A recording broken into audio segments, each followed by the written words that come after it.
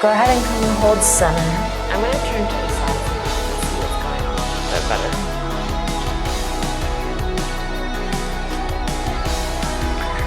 Let's come into a frog position, but with the toes touching or close to touching. And you're going to sit back, and then you're going to bring it forward.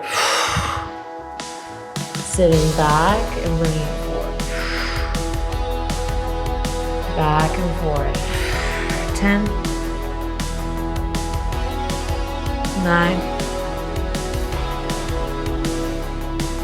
8, 7, 6. If your knees slide out a little bit, pull them back inside. 4, we're just moving up. 3, 2, and 1. Nice. Come on out of that. And take those circles in your hips.